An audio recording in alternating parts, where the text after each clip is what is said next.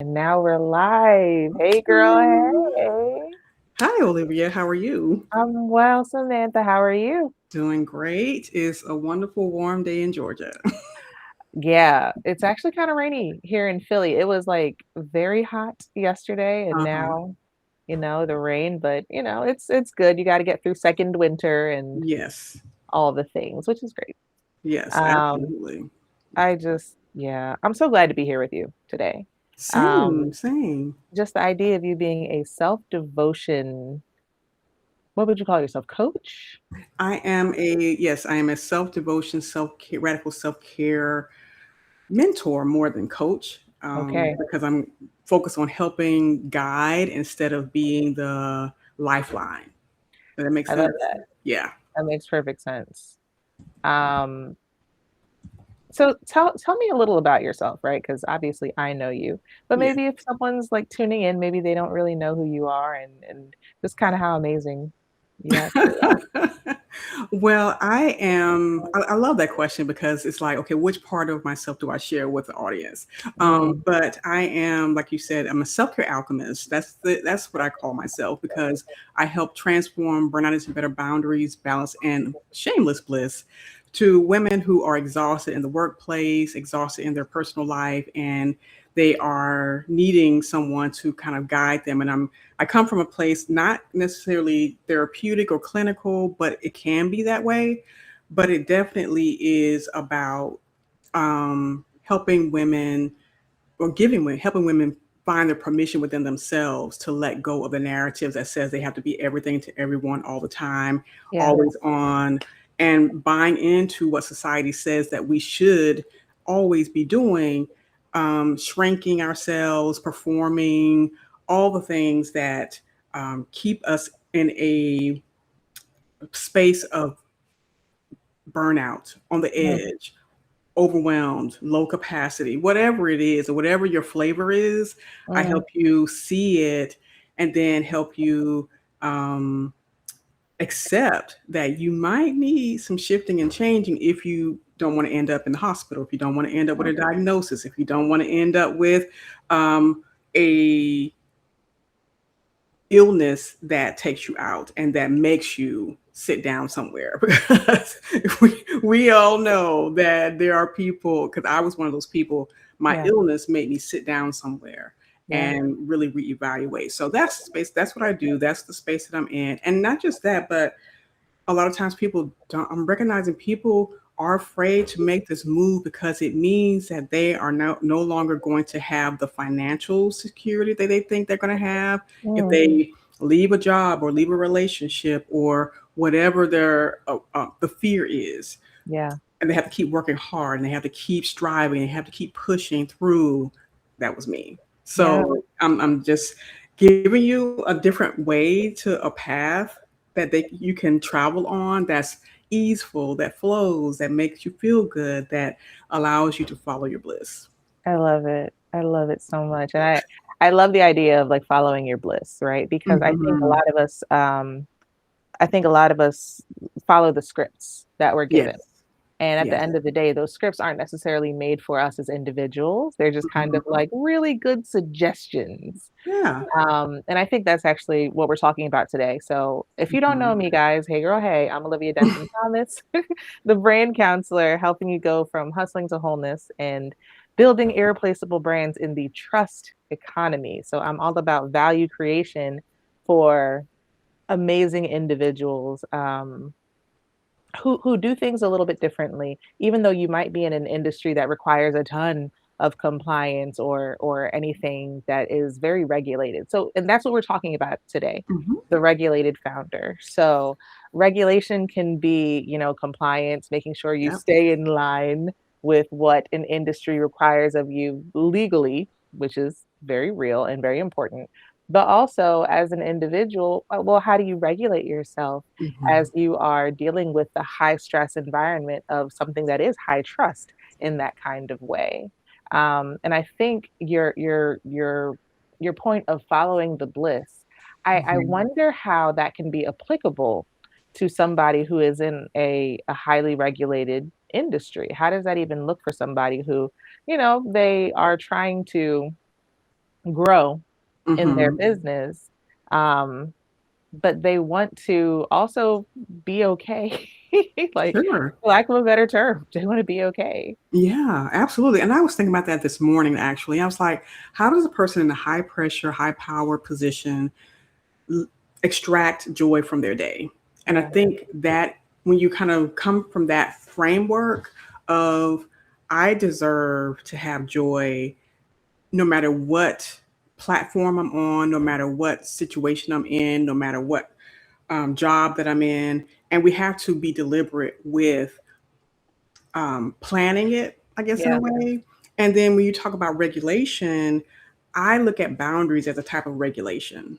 Mm, We have to I call them, like, when I was doing dating stuff, I would tell women, you need to have your policies and procedures.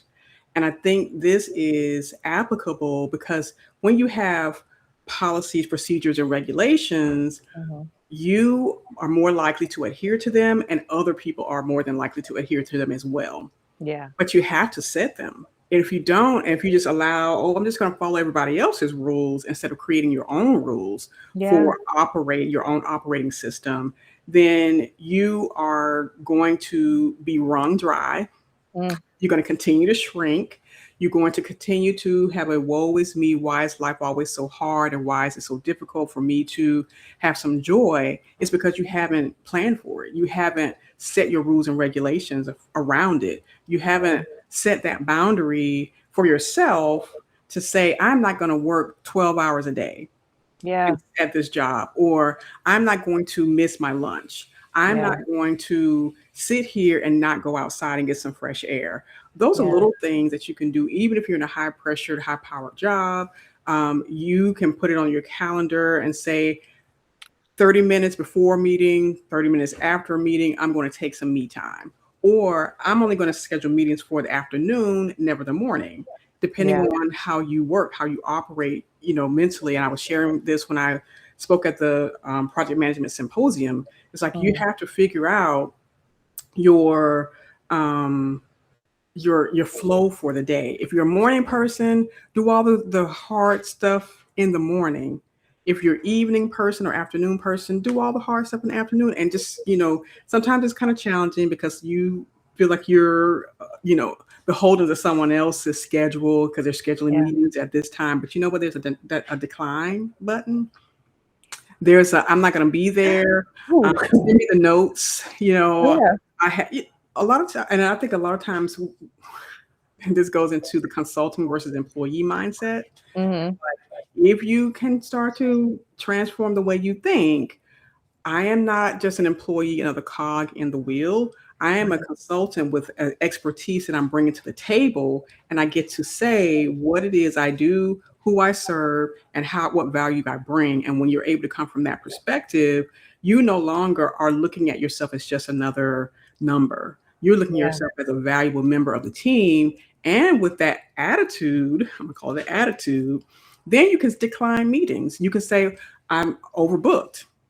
Yeah. Can you send me the notes afterwards? If you're running the meeting, then you can schedule that meeting. If you're a morning person, if you're afternoon person, schedule meetings in the morning or vice versa. It takes strategy to do this. It takes intention more than anything to do this. Yeah. But creating your own regulations for yourself and your life and your body, which I equate to boundaries, policies and procedures, however you want to name it. Yeah. You have to figure out, sit down with yourself and say, okay, what's going to work for me? Hmm. How do I feel? What do I want? And I think even saying those words is hard for people because it's like, that sounds so selfish.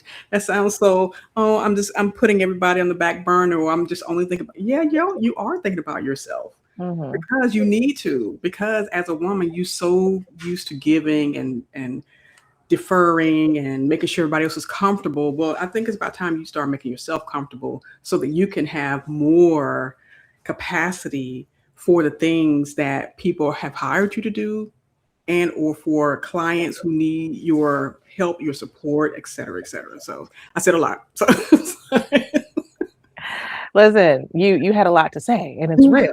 I did.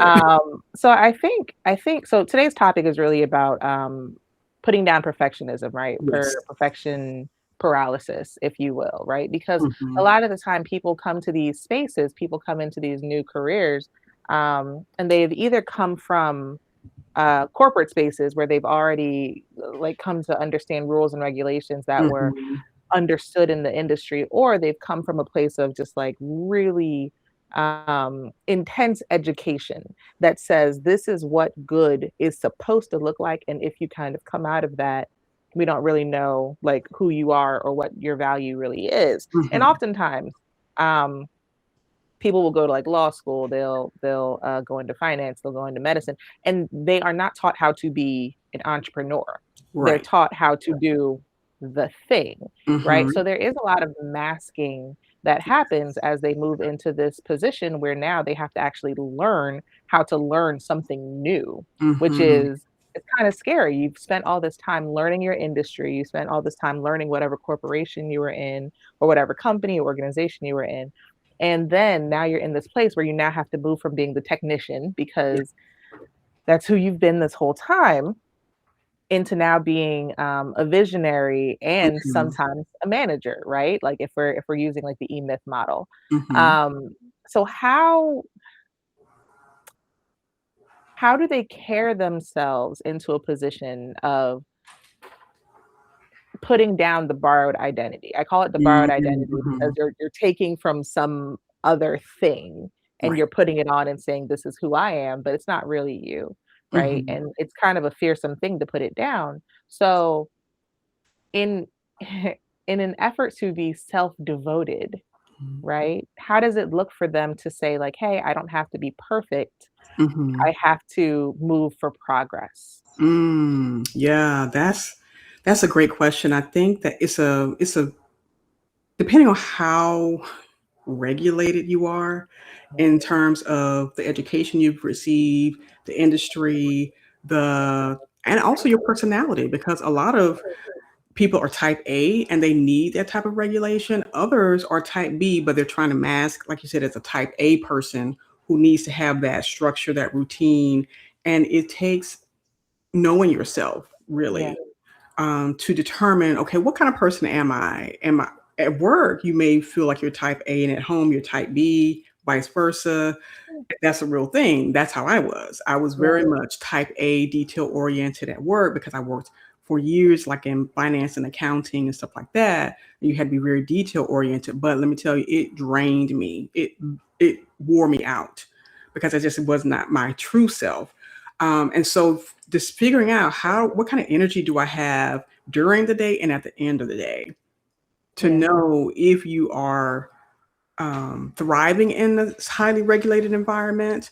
And if you're not, if you find that you're not, then that's when you sit down and you kind of decide incrementally, I'm going to pull back so that I'm not exhausting myself Mm. trying to be this thing, this person, this identity that someone has kind of projected onto me. Yeah. And I am going to allow little bits of my true self to come through month by month, year by year, because it's not a one and done, because it took time for you to get there.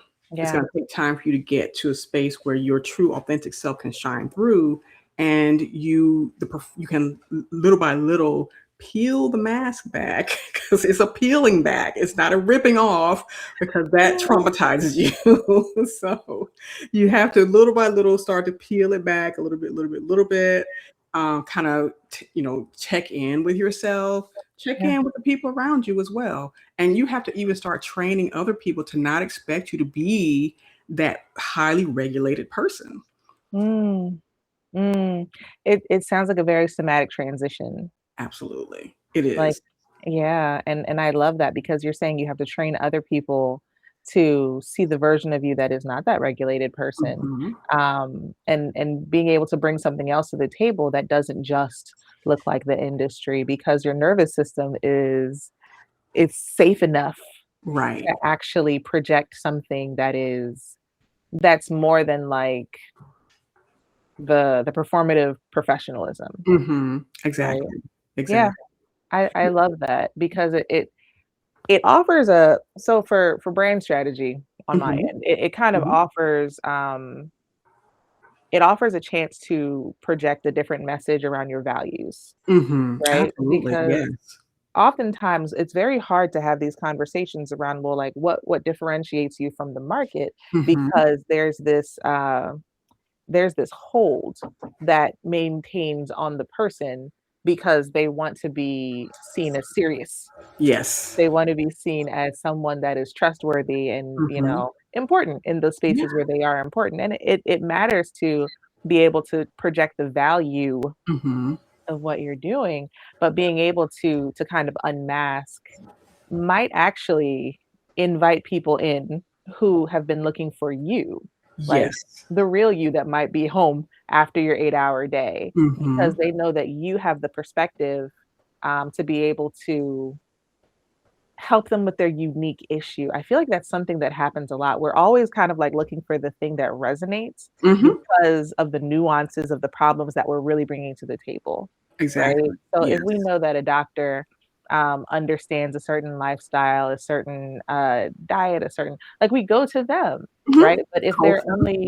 if they're only stuck with this idea of the performance that they are good Hmm. and the learnings that they've had that may not speak to the audience that they really want to serve, it might not ever translate into something that someone else could be attracted to and, like, stick with. Absolutely. You're right. And I was that way. I was that way for a short time. Yeah. But then I when I graduated from college, I like the second time because I was an adult graduate and all that good stuff. So I worked at in the science sector, the technology sector, at Marshall Space Flight Center, so NASA. Mhm. And being there, of course, is highly regulated. There's, you have to always be on. I learned a lot. I was literally in the CIO's office every day for stand-up meetings, right? I Yeah. was running the meeting after a while. And so I was in my learning mode. And I think when Yeah. you're in your learning mode, you tend to kind of mer- um, act the way they tell you to act, especially if you've just graduated or if you're in a new industry or even a Mhm. new job. You're going to kind of be molded and shaped by the culture there. Yeah. You forget about your own self, your own identity, really, so you can fit in. But then after a while, things shifted and changed in my life. And I was diagnosed with premature ovarian failure, early menopause. I was Wow. 33. And I was at that point where I was like, okay, this is not working for me because I had allowed so much stress build up. And my body is highly sensitive to stress. And so it's like, yeah, girl, no more. You just need to sit down somewhere. So Yeah. after that, I started to create, well, not create, allow myself to be me. Mm. I The next job I was in was at Siemens Energy. And so again, highly regulated engineering environment. Yeah. So, but I would go to work, and this is how I was kind of letting my personality come through. I would wear colorful outfits, dresses, and stuff like that. I would put flowers in my hair, and I was in all men. It was all men basically, but I did not allow myself to act like a man in that Mm. male-driven environment. I said I'm going to be me in that environment, but my work still speaks for me. And I Yeah. think when you're able to kind of make that shift, and it was just a little Mm. shift, I was still kind of regulated, but I said, I can't come to work every day in a black suit or whatever. I can't be, looking just bland and stuff like that. I got to be me. so I Yeah. think even little things like that at your office, at your desk, bring your flower in, bring your plant in, talk to, a lot of people decorate their little space and stuff like that. Have your colorful cup that you walk around with, and be your true, like if you're a friendly person, be friendly. If Mhm. you're more stoic and relaxed, laid back, be that. If you I had a manager try to tell me one time, you could be more social, you could be more, involved. I looked at him, I said, that is not who I am. And he didn't bother me again. Because I'm like, no, you're not gonna tell me how to behave and on the job. If I'm doing the work I'm supposed to be doing, let me do my job and let me go home. I got two kids at the house and I'm not listening to you right now. So Yeah. Yeah. It is interesting. What you just said really resonates because you're in a space where there's a lot of men.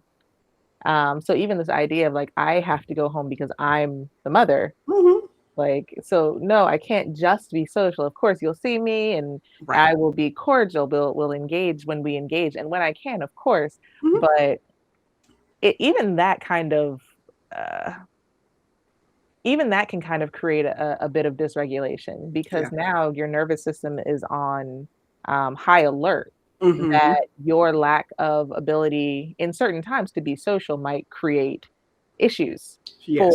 for the kind of things that you want to do and even the kind of ways that you want to grow, which Hmm. kind of brings me to this next question. So sometimes a dysregulated nervous system can become the bottleneck Yeah. for for your business, for your work, for your growth, right? Hmm. Um,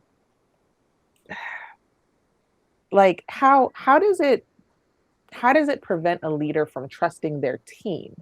Mm. Because we want to give things over to other people. We want to say, "Hey, I don't have to be the only one with my hands, in the mix of all these things."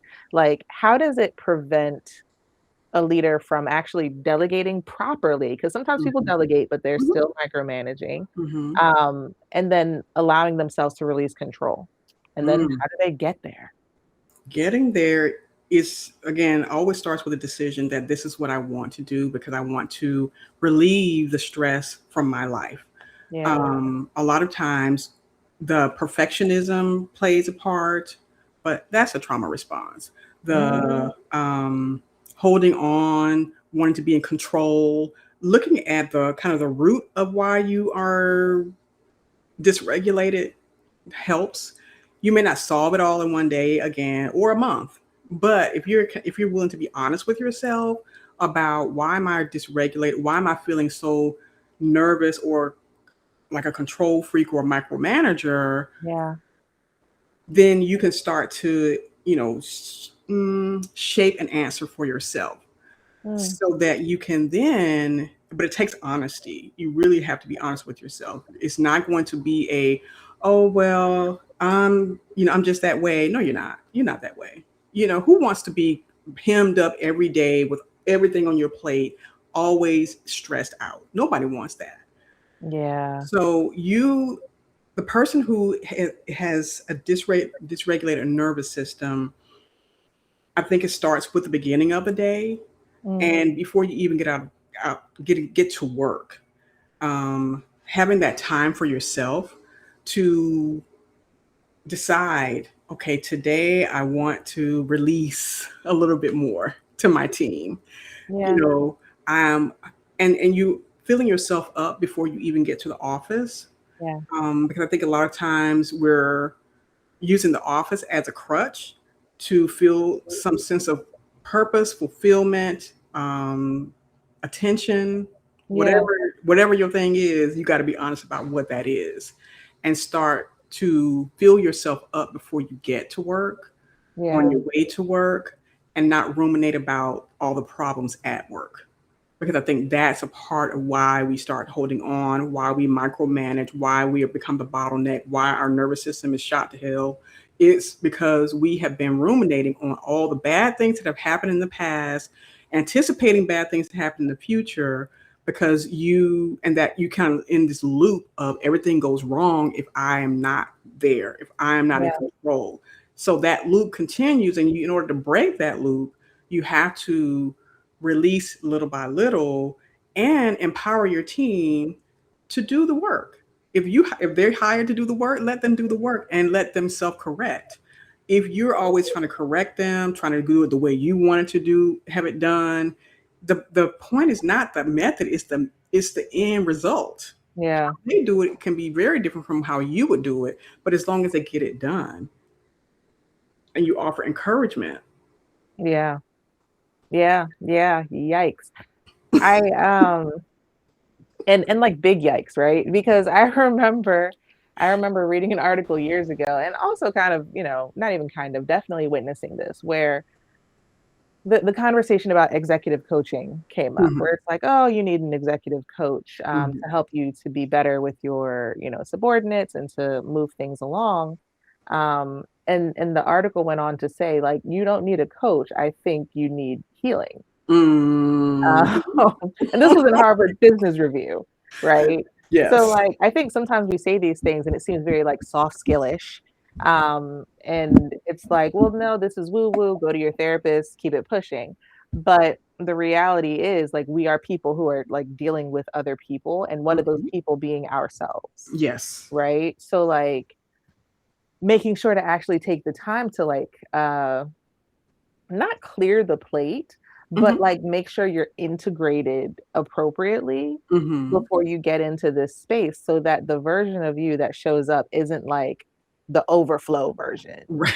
Like, and I will tell you, I have been that overflow version, right? Where it's like, there's something from my emotional life that is now, like, just spewing. Like, I am speaking Mhm. from my wounds and not from my scars Mhm. in this business space. Yeah. And it is kind of like killing the vibe and killing the ability to even release the work to somebody else, because my wound is like, no, no, no. Mhm. I have to be the one to do it. Like, if it doesn't look exactly like Mhm. what I want, and like my fingerprint is on it, it's not good enough to actually go out.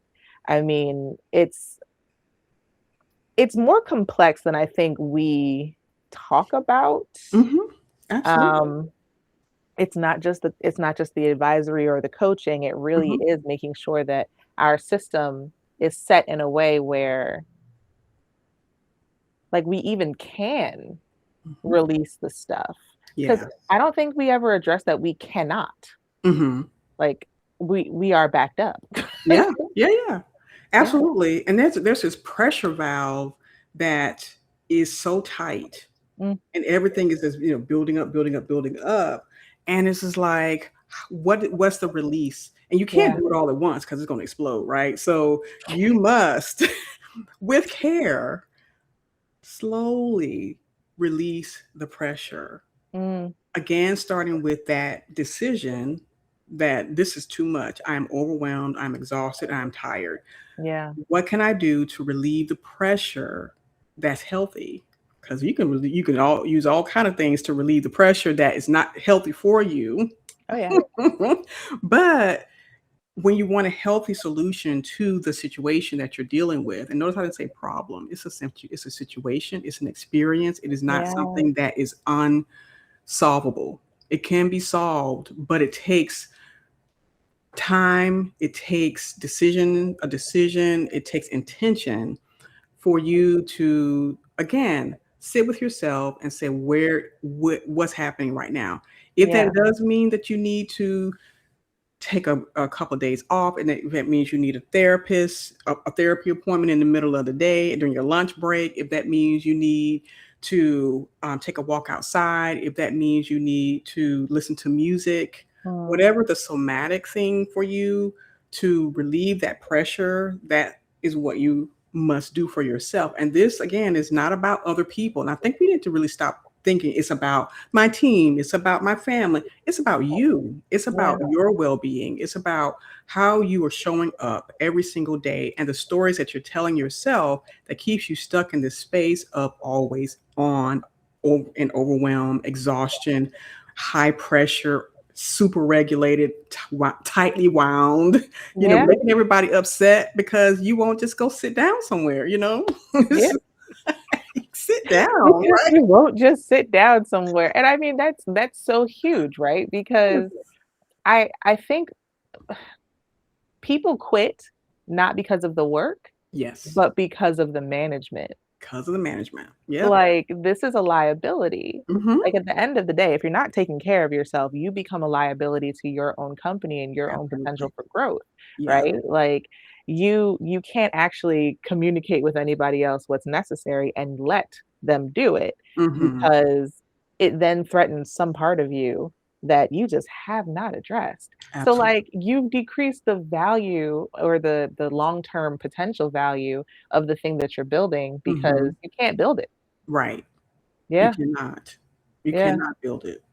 Man. Bec- You're literally like you said, the bottleneck. You are the barrier. You are the resistance that, Mm, holds up progress, holds up mm, your money. And I think mm. you hear people like, hey, I'm holding up my money because you're kind of stuck in that same type Yeah. of job, same level at work or in your business. And you literally cannot grow financially if you are stuck in a pattern that you refuse to face. Yeah. Life cannot get better. It won't magically fix itself. It's Yeah. not going to magically fix itself because it didn't magically happen this way. These were daily habits, thought processes that you have been entertaining for a long time, and it has caused this big issue in your life. And now you're at a crossroads where you have to decide: am I going to keep doing the same thing over and over and over and over and over and again? We know what that was called, crazy. That's so crazy. That's crazy. Or are we going to fix the crazy and calm down. Find Mm, your calm, find your happy place, find the joy in life again. yeah. And I think it has a lot to do with trust, self-trust. We don't trust ourselves. Oof. We At all. mm-mm. At We've been all. taught not to. So this Yeah. is not just your fault. This is not our fault. Yeah. We've been told that we are not capable of making good decisions. We must strive, we must prove, we must do all the things that to make the world believe, make your boss believe, make society or your culture believe that you've got it all together. Mm, But you don't trust yourself. mm. Everybody else is supposed to be making all this. The government makes your decisions, church makes the decisions, your spouse may make the decision, and we've been taught not to trust ourselves. And Yeah. so, but we must perform. Yeah. You Yeah. must perform, but you're probably wrong. You probably didn't do it right. You're probably not adequate or enough. There's always something that takes you outside of yourself and the self-trust that's here because we know the answers. We Mhm. already know. It's just about trusting the intuition, trusting ourselves, and really releasing the idea that someone else holds the reins to our evolution and holds the power over our lives, and Yeah. that someone else word or circumstance or strategy or system is more trustworthy than you are. Mm, mm. Which is why it's so easy to fall into having a borrowed identity, right? Because those things are established, those things are already trusted, those things are Mhm, known, mhm. and you've grown up trusting them, Yeah. right? Like, there are so many institutions that we've kind of just grown up trusting because they are our, like, parentage Mhm, mhm, in those places, and obviously, your parentage is not supposed to harm you in any way, and in reality, like, for in many instances, it hasn't harmed you, mhm. but not harming you is not the same as helping you to grow. Right. Yeah, Exactly. that's a yeah. So, I mean, like, when you are at that place where now it is time to learn how to grow, how Mhm. do you build that self-trust?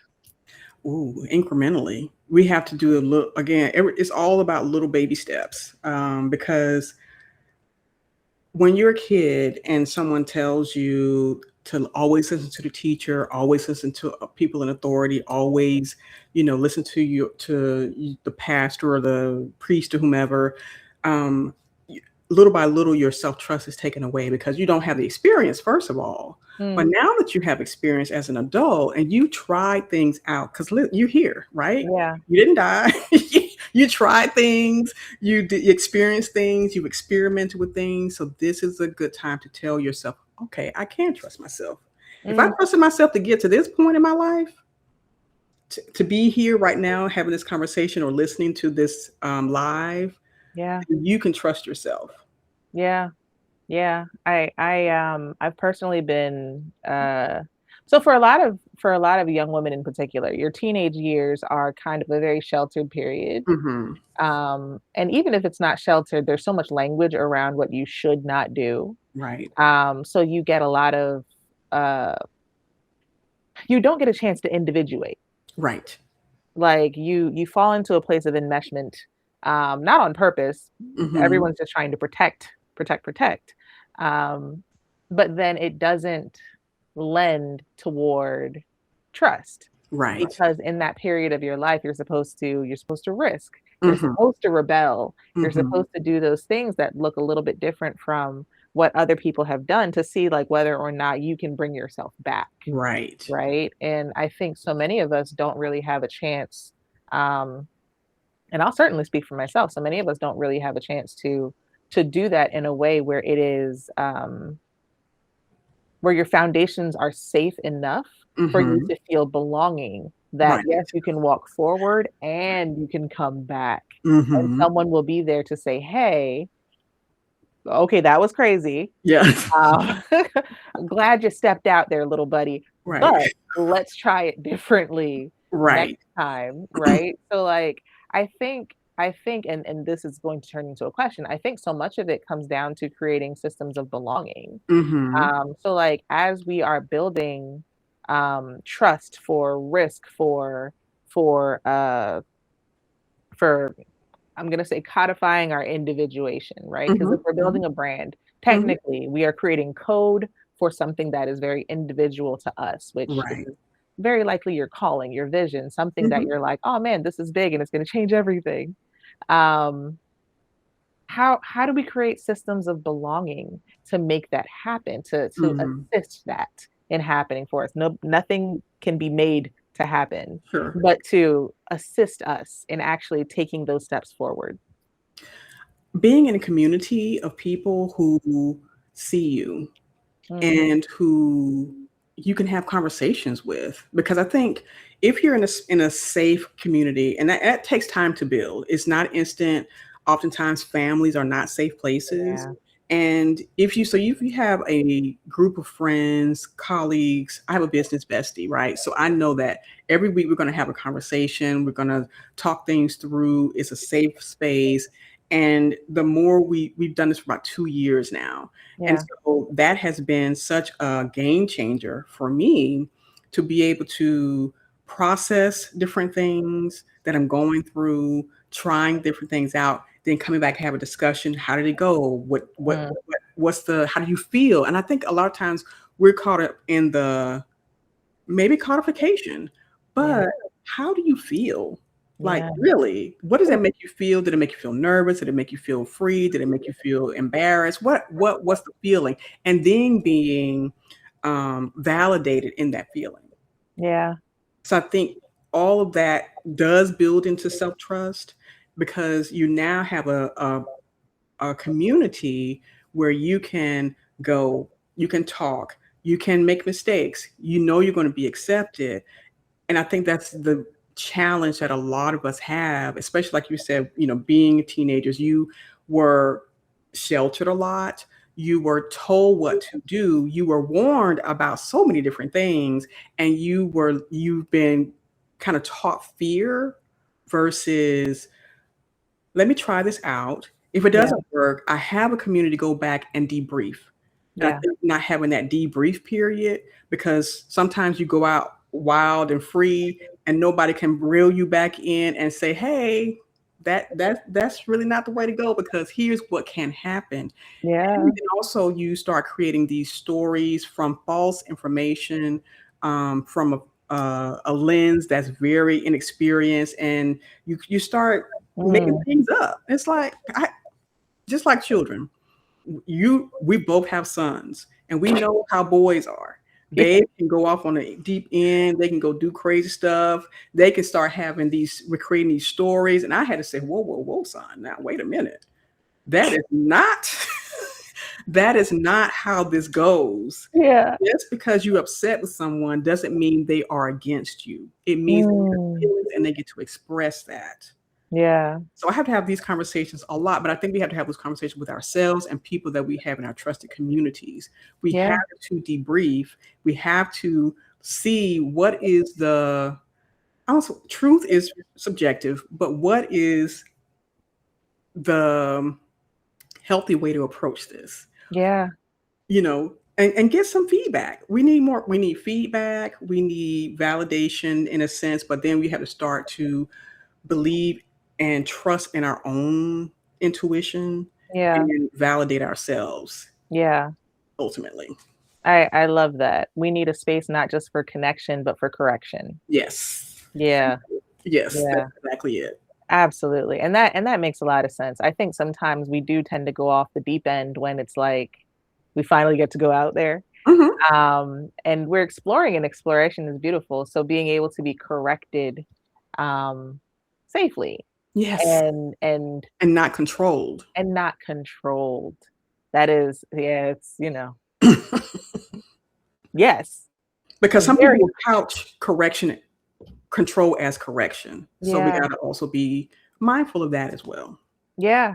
And the crazy thing about that is that's their own like perfectionism peeking out, right? Mhm. Like, and again, as leaders, even leaders leading leaders, Mhm. like we do have to be mindful of where our perfectionism just like pops into play, and we want something good for somebody else Right. because we didn't do it well for ourselves. So it's Mhm. like, oh, I don't want them to actually go out and make these mistakes, and Right. that's big and scary, but that's a part of agency. It is. Especially as an entrepreneur, it's said that they need to be high agency, Mhm. and a part of being high agency is being able to stumble. Mhm.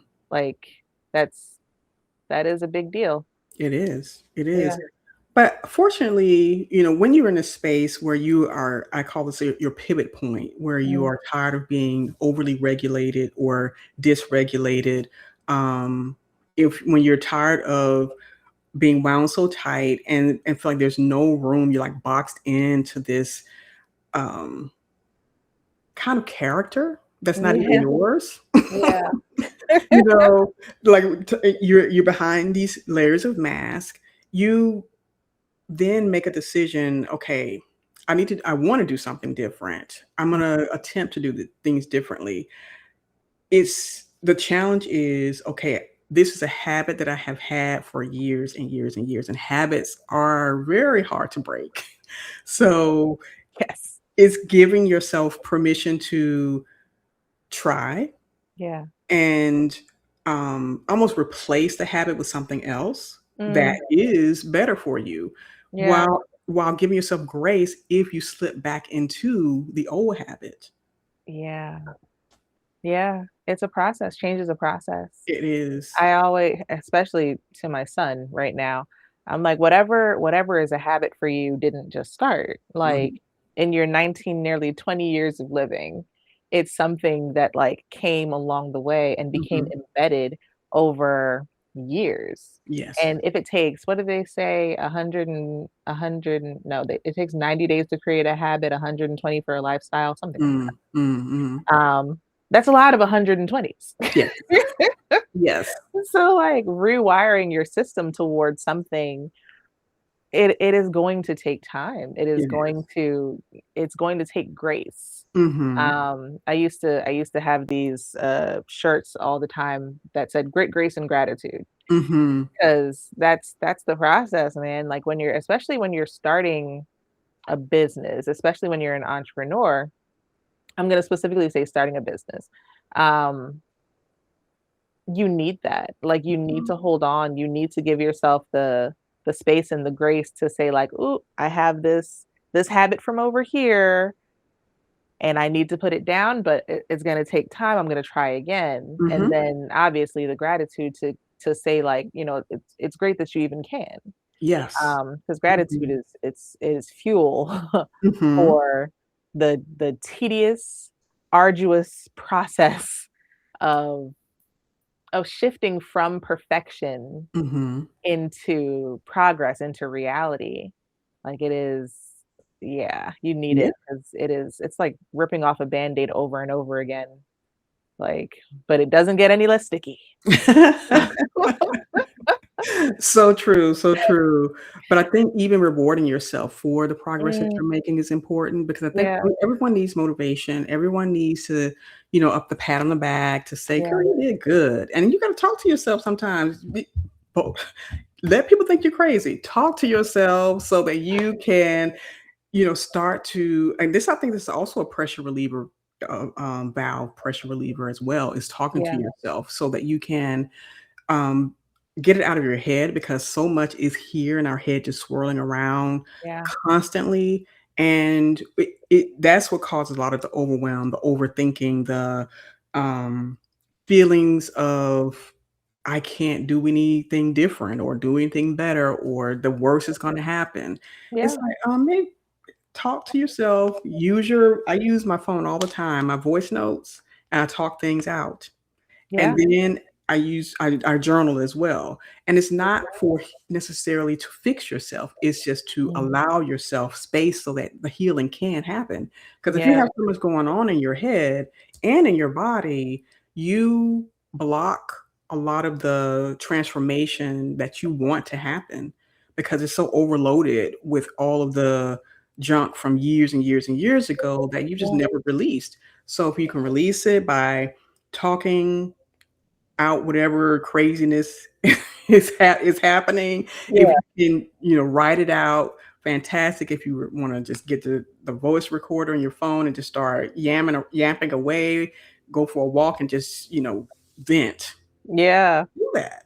I I call it unmedicated and unmanaged. It's Yes. like, do I need to medicate this or do I need to manage this? What's Mhm. happening here? Mhm. Because I mean, I think so many things are much more in our control Absolutely. than we are taught to believe. Mhm. Mhm. And for me, being able to say like, all right, is this like, do I need coffee or like, do I need, whatever ADHD medication or like, is this something that I need to manage and put a Mhm. system around? I love a system. I love a Mhm. script. Like it helps me to process like and exist in Yes. this world because sometimes I'm just like, wait, what am I supposed to do? Mhm. Being able to manage it by scripting or strategizing is like it's a big deal for me. Mhm. Probably more now that I'm older and now that I'm actually like doing my business. It's been years.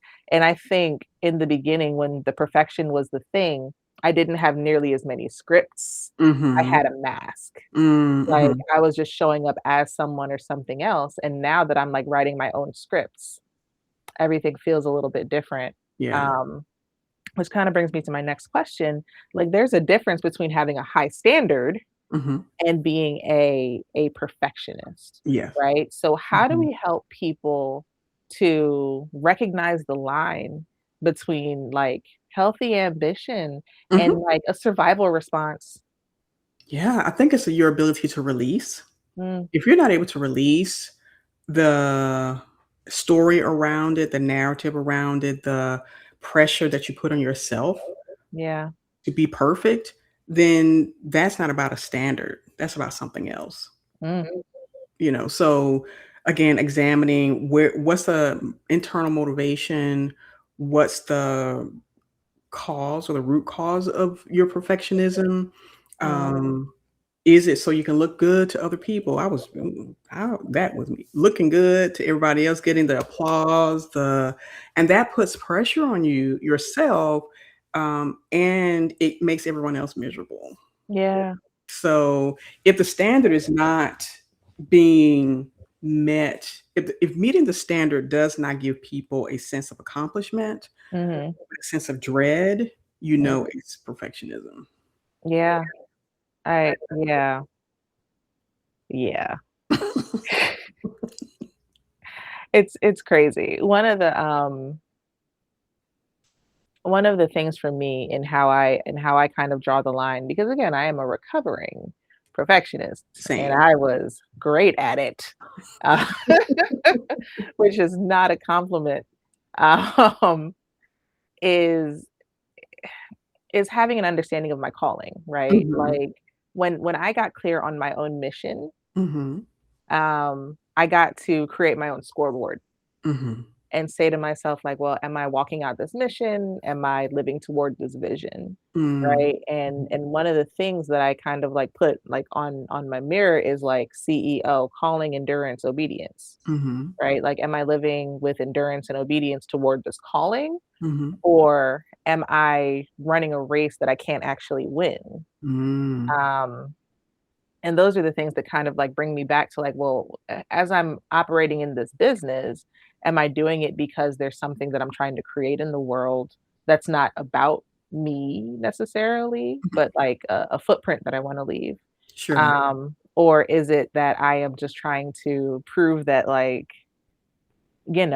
I am a valuable human being, or, Mm. whatever other number of things can like pop up for a person who's a founder, who's a leader. Like, I think that is such an important thing, and it makes it's easier to build a culture off of calling Mhm. than it is to build off of a desire for validation. Mm. Mhm. So Like, I think a culture built off of a desire for validation, an unchecked desire for validation, usually leads to, again, like, churn, attrition. Like, people aren't going to actually want to be there or work Mhm. with you in the Mhm. long run, because the thing that you keep bringing to the table is more so about you feeling good about you Right. than it is about, making sure your employees, your stakeholders, your staff, your customers are actually getting the benefit of you. Mhm. Like, it's such a different thing. So it's like, yeah, you can have a very high standard about how you treat people and how you operate in your calling and how you operate in the code of of that brand, right? Mhm. That Mhm. reputation, even if we're going that way, and the operations that are required to like bring it to life over and over again, and that can be your scoreboard. And you Mhm. have to be. I'm gonna talk about me. I'm mindful. Yes. Yeah. I'm mindful of how that looks, because slipping in the other direction it's a quick slide down. Mhm. And of course you can climb back up, but it's hard. Like, It takes a lot of it energy. it does. It takes a lot of energy, and it is way less strenuous to just stay on track Mhm. and like have a daily practice towards staying on track. I think we only have like 7 minutes left, but what are some daily practices that you think are important for making sure that the main thing stays the main thing and perfectionism doesn't like creep up into the story? Sure. So I would say one thing that I do every day is I check in. I check Mm, in with myself. I see where am I? What do I want to do for the day? How do I want to feel for the day? And I yeah, think putting my feelings before the doing really sets the tone so mm, that I'm not always churning. I'm not always trying to get validation or trying to look, you know, do the most and yeah, not really getting anywhere. Um, Everything needs to be, I guess, a value add for me. mm, Is it adding value to my life and my day, or am I just doing it because everybody says I should do it?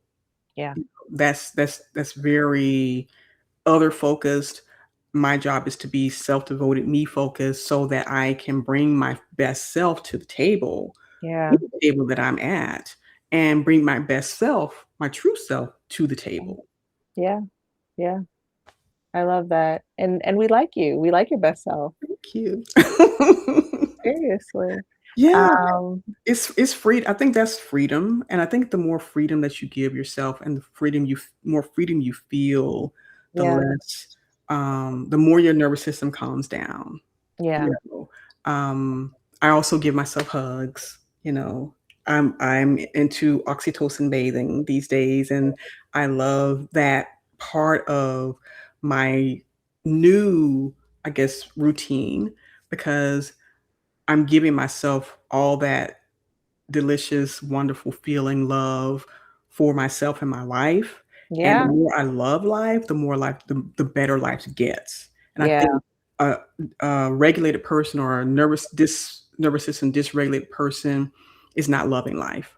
mm, And finding the space where you can um, like you said, going to gratitude is so important. What are you thankful for? Like, these fingers have been working for me my entire life. Thank you. Yes, Oh, my feet have taken me everywhere I need to go.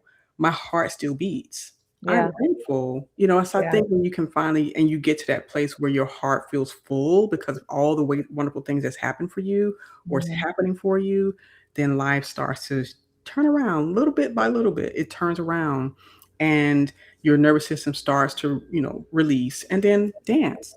Put your music on and dance. In the morning when you get ready for the day, just put your music on and dance. It makes a big difference. I love it. I love it so much. It's wealth, Yes. right?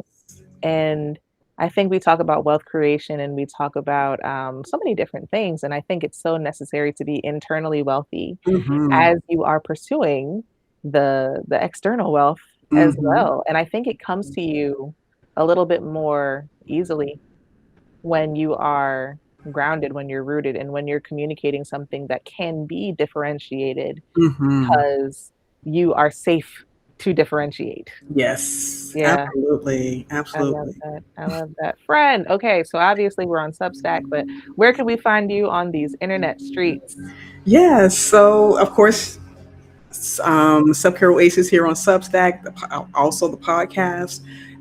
You can find me on LinkedIn, Samantha Gregory, and YouTube at Samantha Gregory as well. And I'm on TikTok at Miss MS Samantha Gregory. Awesome, awesome. Yes. And same here. Subscribe to my daily calibrations on Substack. We are doing daily mechanics on your business and on your brand. A couple of questions every day keeps the shakiness away. Trust me, it does. You can find me at wintentional.co, but here on Substack, you'll see me. You'll see me and Mhm. you'll love it. I'm excited to have you here. I can't wait to talk to you again next week. Yes. This is an amazing series, guys. Please come again, join us next week. And thank you for being here today. In the Mhm. meantime, stay intentional and keep flourishing. Awesome. Bye. See you.